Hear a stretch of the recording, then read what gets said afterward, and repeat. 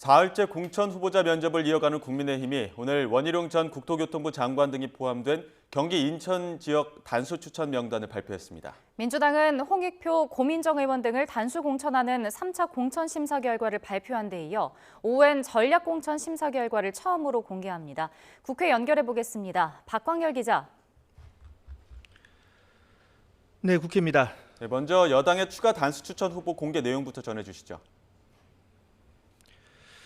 네, 경기 36개 지역구와 인천, 전북 등 어제 면접이 이뤄진 55개 지역구의 국민의힘 단수 추천 후보자가 공개됐습니다.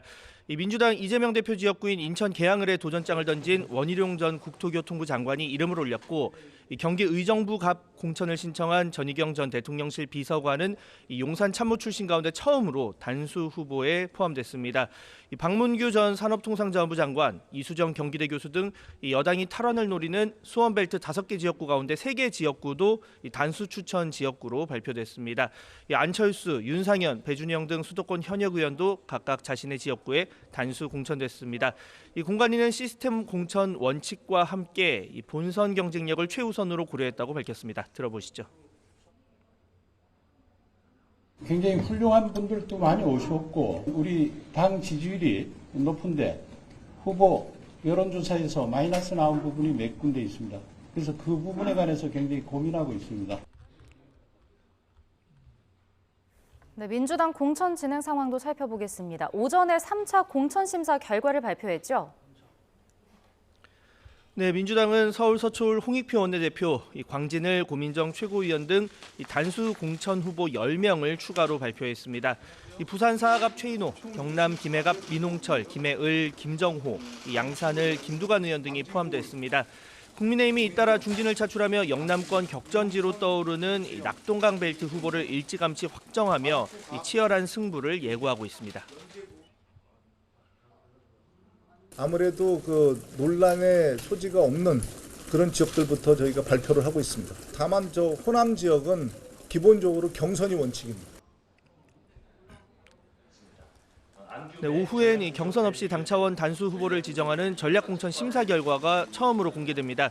현역 의원 불출마 등의 이유로 전략 지역구로 지정된 18곳 가운데 일부 지역의 공천 윤곽이 드러나는 건데요.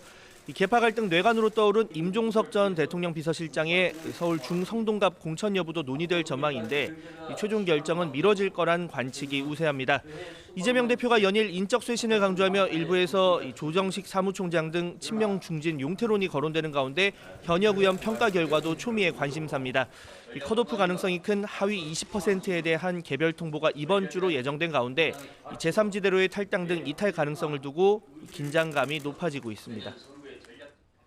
네, 제3지대 소식도 살펴보겠습니다. 개혁신당은 이르면 이번 주 공관위를 구성한다는 계획이죠?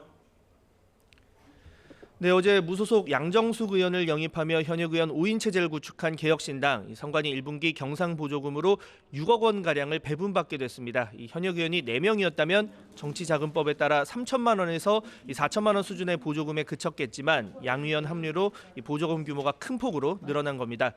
공관위 구성도 속도를 내고 있습니다. 늦어도 19일까지라고 시한을 못 박은 가운데 외부 인사 영입에 초점이 맞춰집니다. 제3지대 공천 칼자루를 쥘 공관위원장으로는 당사자의 부인에도 김종인 전 국민의힘 비상대책위원장 카드가 계속 거론됩니다. 신당 창당을 공식화한 조국 전 법무부 장관은 오전에 창당준비위원회 출범식을 열며 정치 행보를 본격화했습니다.